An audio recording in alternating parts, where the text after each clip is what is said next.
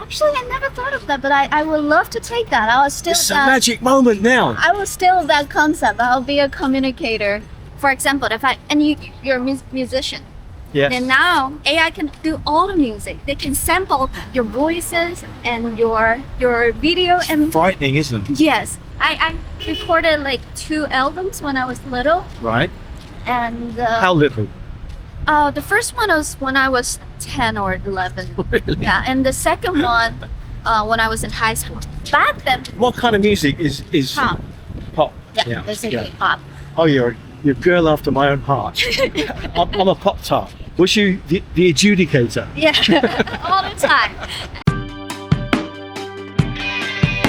If you're happy, then I'm happy. If you're not happy, I'm still happy. Everything's so sweet when life's a beach. Yeah, if you're happy, then I'm happy. If you're not happy, well, I'm still happy. And every day's complete when life's a beach. Your life's a beach. Life's a beach. Oh, life's a beach. Hey, welcome to another of BAZZA's Beach Walks. And today I'm going to be joined by a lovely lady called Jasmine Lee. Thank you. And you're from Taiwan, right? Yes, I am. Now, we've been friends for ages because your Yes. father is a great friend of mine, right? Yes. Let's just start walking down the beach, Yeah. You're here in Pattaya, just having a little break, right? Yes. And And just visiting my dad. He retired here. visiting your father. Yes. And what do you think of Pattaya? I mean, is it a place that you love coming to? Yes, it's very chill and like the people. I like how the city or the county is very diverse, and people are very welcoming, and also they That's a good point. they don't care about who you are. You can dress whatever you want and Now, walk down the street. you're from Taipei or from Taiwan, Yes. but you do live in Taipei. Yes. Are people in Taiwan the same? I know it's more Or do like they judge? less than Korea and less than probably my assessment is less than Korea, but probably more than Thailand. So in between. Right, okay. And the atmosphere in Taiwan, I've been to Taiwan, so I kind of know the answer to this, but it's very different, isn't it? Very different. Yeah, it's How would you describe the atmosphere in Taiwan? the atmosphere in Taiwan. Actually, the northern part, it's a very developed city, Taipei especially, and we also have Hsinchu. It's like the Silicon Valley of Asia, because Right. all of like TSMC are all there. So I would say the northern part of Taipei, northern part of Taiwan is really very developed, very like fast paced. Yeah. And everybody's doing their own business. But southern part of Taiwan, people are very chill, and it's also closer to Southeast Asia. Right. So with the sun, with that nice weather, people are a lot chiller. Yeah. Now the thing is with Taiwan, it's always been trying to be more independent, isn't it? And it's are independent. I was going to say it's succeeded. So, It's like, I mean, China it's like trying to take over all the time. so But you're very good at retaining that independence. I mean, yeah, that's our country. And then, so the definition of country is that you have to have a authority, you have to have people, you have to have your defense system, your military, and then you have to have a territory, Okay. right? So, and we all have that. We have all of that 4 elements. So we are a country. But Yes. the only thing is that because China has been like, they want Taiwan to be a part of it. So Yeah. they have been like forcing other countries to not recognizing us. But there's no definition of how to. There's no process or there's no form that you need to fill up to Right. become a country. We are a country. Yes. And you're a lot more westernized, aren't you, than the mainland China? Yes, a lot. And we were colonized by Japan from 1895 to 1945. So for 50 years. So Yeah, history lesson. Fantastic. amazing. I'm good with numbers. Now, you have a very interesting job, and I didn't even realize until recently how important it was But just tell us a little bit about what you do. So I work for a consulting firm. It's actually based in DC, and we're helping multinational corporations to work to operate in Taiwan. But a lot of the issues that we need to deal with is sometimes it's like very like up to date. For example, the right of AI.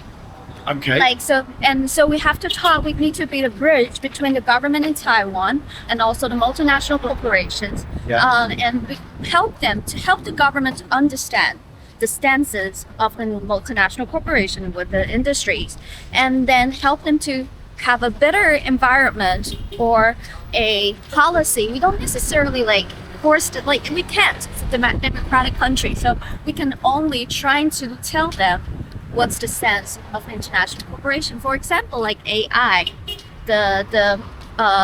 so if I'm let's say if I'm a huge tech company, Right. Yeah. and if I,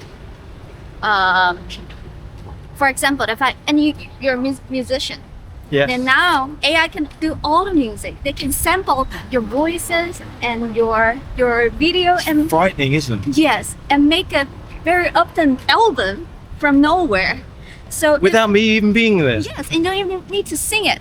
So if that's the case, do you own the rights, or the AI company owns the rights? Okay. Or the music at the label company owns the rights? So these are the questions we're trying to sort So it you out. have to research and find A all lot this of information research. out. Yes. And how does that help other companies? Also, every company have their own their issues. So Right. we're helping a lot of different companies, and then some companies they only have very minor issues. For example, tariff issue. They wanted to lower the tariff imposed on their products. So we'll have to understand why the government has a higher tariff on that products, and try to understand why and trying to sort that out. And yeah, so it's The data or the information that you give them yeah. is vital. Yes, I'm Very, very. very important. I wouldn't say that, because there are a lot of people in my. Do they have people in all different countries? Yes, we have 27. So are you particularly I focus on Taiwan. okay? Yes. You're doing the Taiwan Yes. spot, so to Yes. speak. Okay, so what would you say is the most important thing that you've found out so far? Most important bit of information that you've been able to supply? I think I'm very, very lucky that I'm working in Taiwan, because we don't necessarily, it's never like the government wins or the industry wins. You know, in some of the countries, my colleagues in different countries, they will be like, we have, because that's not a democracy. So they couldn't really talk with the government, and there's no space to push the policy and for Taiwan, we have that space to do that. So I really appreciate this democratic system in Taiwan, but at the same time, you will see a lot of time that government will push back. And I appreciate that, because Yeah. they need to protect the people and not necessarily need to agree with the company. I think that's awesome. I think every time when we push back, and I have to say, a lot of my clients, a lot of the companies that I work with, they are fine with that. Of course, they have their own agenda, but they Yeah. understand. Yeah. So they understand the culture is different in Taiwan. Maybe they can have that policy in the US, but not in Taiwan. And it's okay, because that is reflecting the people we really. I appreciate it. I'm really glad I'm working in this industry, and especially in Taiwan, like the government officials, they're reasonable. You can engage with them, and they are also protecting the people at the same time. Excellent. So now the big question is, how did you get into doing this? I'm very lucky. So I've been. No, you create your own luck. So what did you do to create your luck? When I was looking for a job, what I did is, the greatest job, the good jobs, you cannot find it on LinkedIn. Right. It needs to be introduced by your friends, because when you have a really good job, you'll ask your friends, like, do you have a really good person I can think of fit in that position? So the first thing when I wanted to get a job, I I meet with those people and I think their job is very important. I want their job, I tell them. And one day, a lady told me that, actually, I think you should go to that company. We have been working at that company, they have really great reputation in the industry.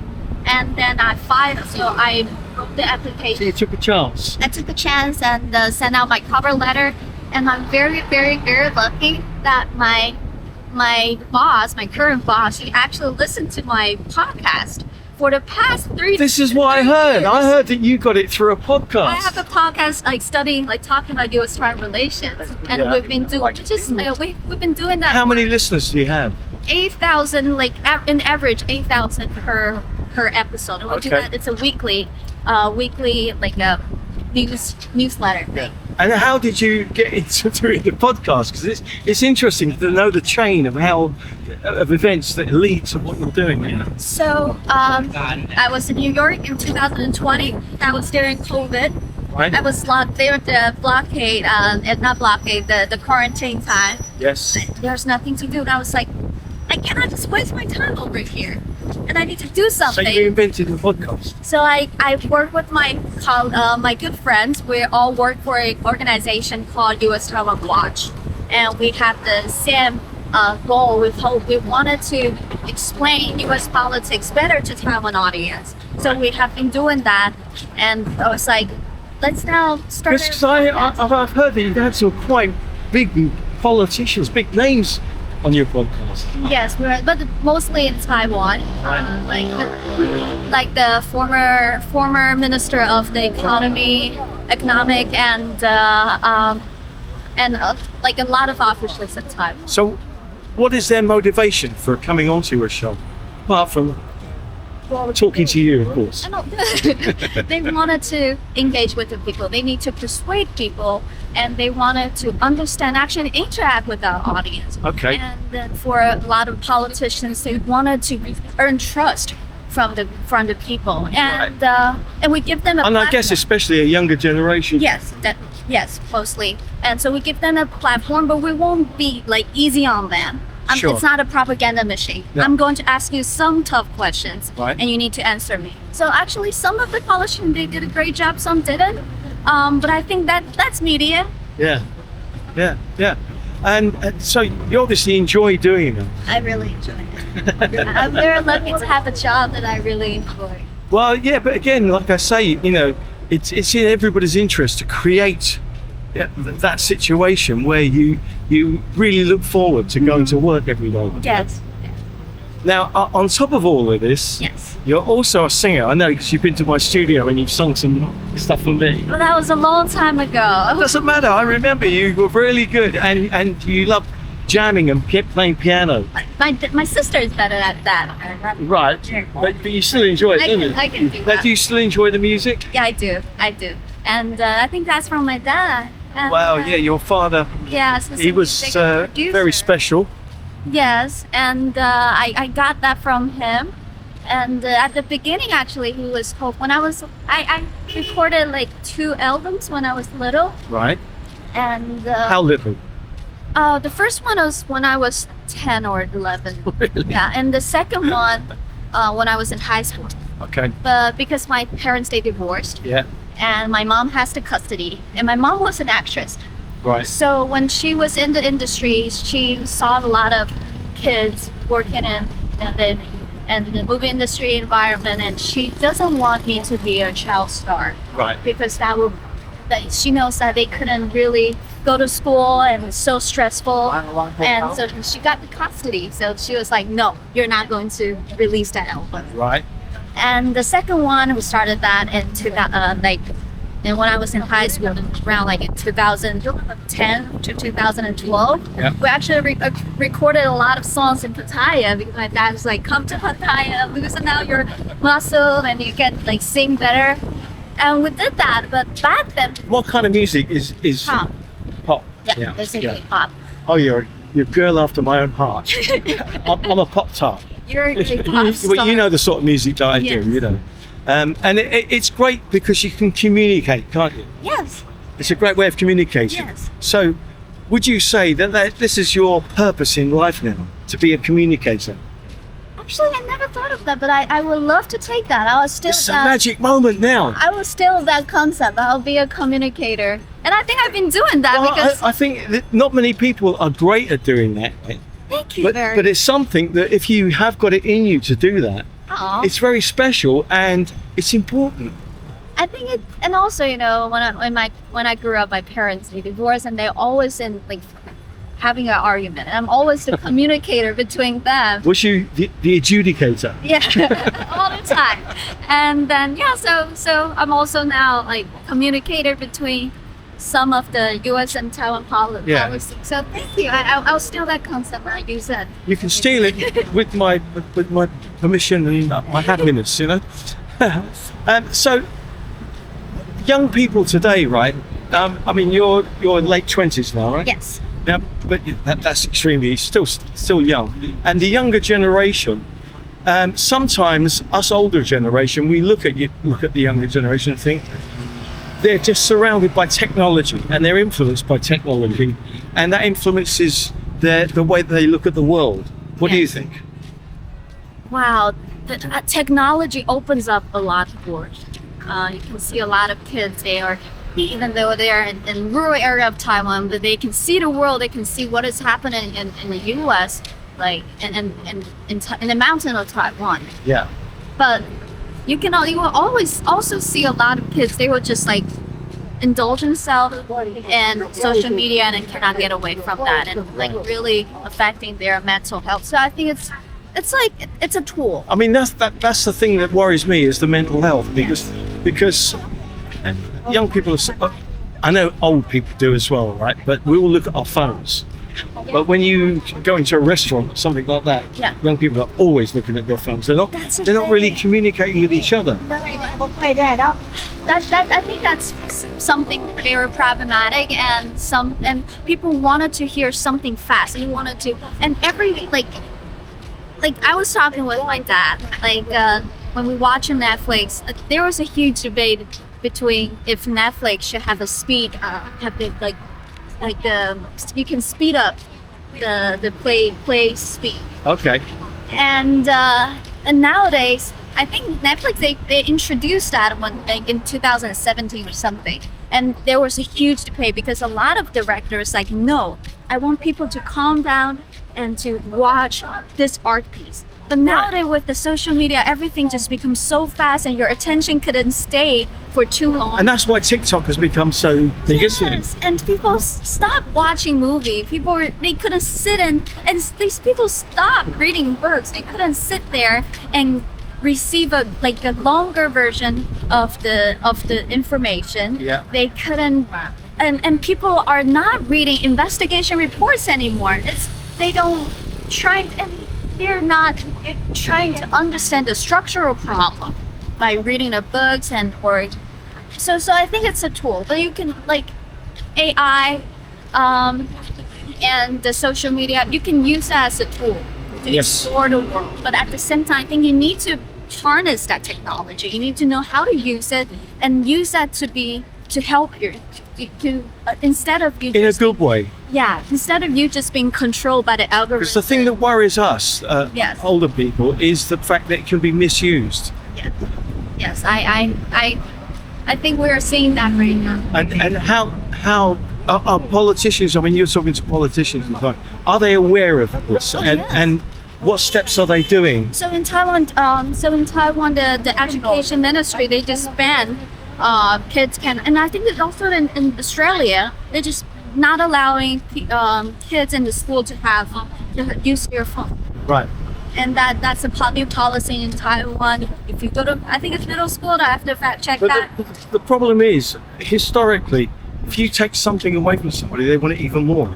Yes, but I think it's also about, so in our education now we also, back in Asia, like when I was studying, it's very strict that every day you have so many classes and you just keep getting cramming knowledge into your brain. That's very Asian style of the education. But now they also changed the curriculum. They are also inviting people like